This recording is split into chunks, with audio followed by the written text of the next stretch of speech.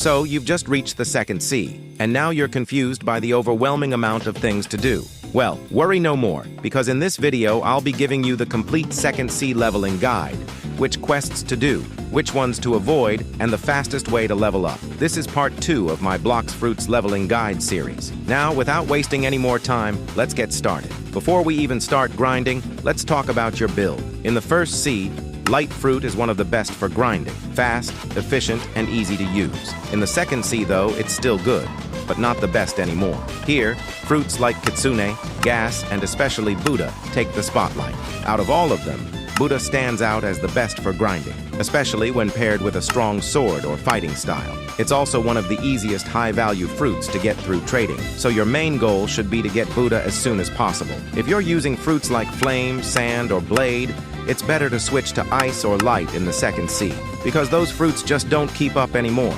You can trade for better fruits in the cafe, but be careful. It's easy to get scammed if you don't know fruit values. Check Discord servers or value websites before trading to stay safe. For now, keep grinding with Light or Ice if you don't have Buddha yet, but keep trying to get it. Most players get Buddha through trading or stock, and if you're lucky, you might even roll it. But remember, don't go searching for Buddha with nothing valuable in your inventory. That's one of the biggest beginner mistakes. You'll need at least a good fruit to trade up. There is a slow way to climb from bad fruits to Buddha, but if you're new, it'll be really tough. So for now, focus on grinding first, and make getting Buddha your secondary goal. Keep rolling fruits every 2 hours and save up 1.2 million belly, because Buddha comes into stock around once every week or two. You can use stock websites or search Blox Fruits Stock Live on YouTube to check what's available without reopening the game every time. And again, while you're waiting for Buddha, keep grinding with what you have. Once you finally get Buddha, I'll also go over the best stats and fighting styles for it and some other useful tips later in this video.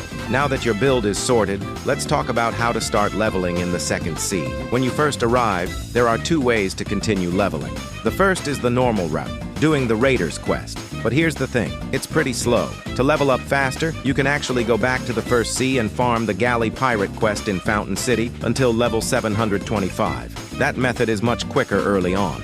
Once you hit level 725, come back to the second C, and from there, I'll guide you step by step through every island and quest.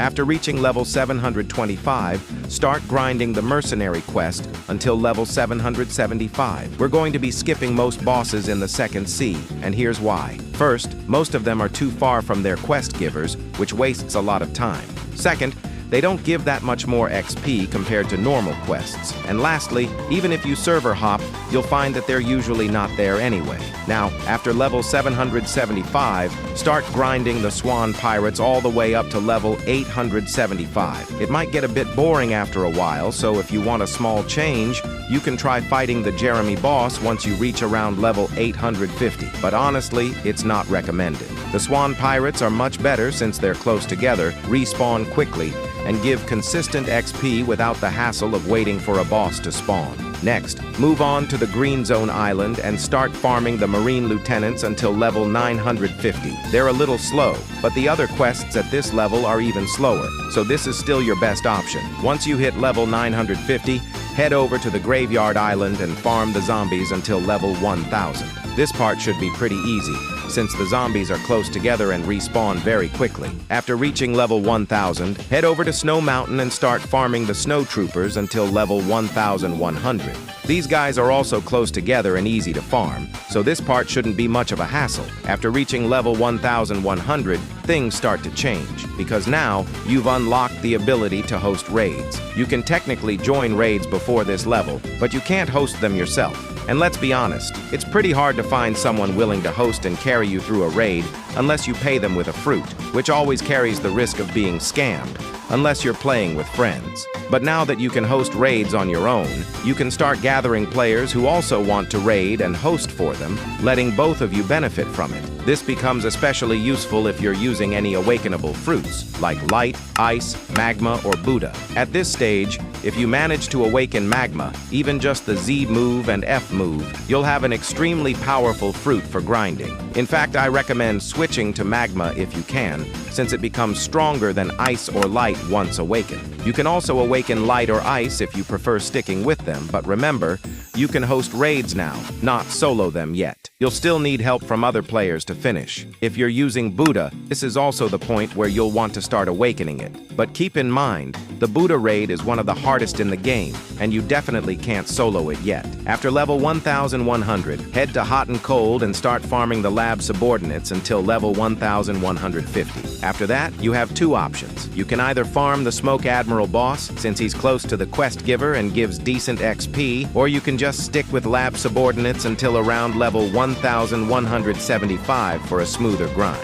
Next, farm the Magma ninjas until level 1200, and then move on to the Lava Pirates until level 1250, both found on the lava side of Hot and Cold. Afterwards, make your way to the Cursed Ship. If you're using Buddha V2, I recommend heading to the cafe first and disabling your Z awakening before grinding here. This is because the Cursed Ship has tight doorways and narrow rooms, which Buddha V2 can't easily fit through. You'd end up constantly transforming and untransforming, which slows you down. Once you're ready, farm the ship deck hands until level 1300, then the ship stewards until level 1350.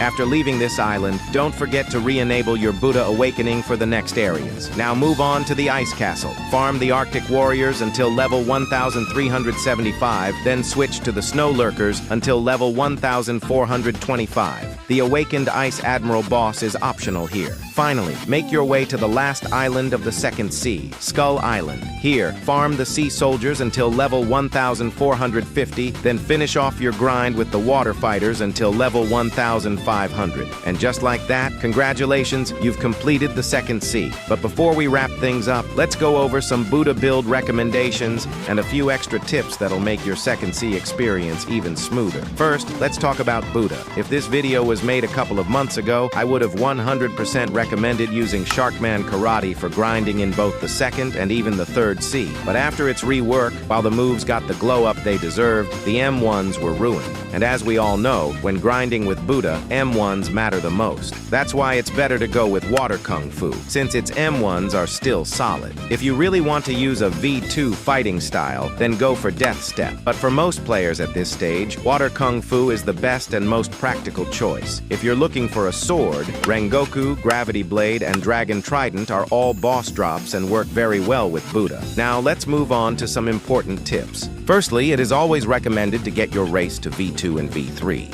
They give useful buffs that make your grind and fights much easier. If you don't like your current race, you can re-roll it for 3,000 fragments and then unlock the V2 and V3 versions of your preferred one. Also, make sure to complete the Colosseum puzzle early on. The warrior helmet accessory you get is great when paired with Buddha and a fighting style. And don't forget to give Trevor a fruit worth 1 million or more and defeat Swan. Both of these are essential steps if you're planning to go to the third sea. I also recommend that if you're using Buddha, focus on a fighting style over a sword. That way, you'll only need to invest stats into melee and defense, since Buddha doesn't use fruit stats. If you use a sword, you'll still need to keep some melee stats for energy, so fighting styles are just more efficient overall. Make sure to use your instinct while grinding as well, because once you reach the third sea, you'll be able to upgrade it, and getting used to it early helps a lot. Lastly, don't waste all your time trading. That's more of an endgame activity. Focus on grinding, progressing, and most importantly, have fun.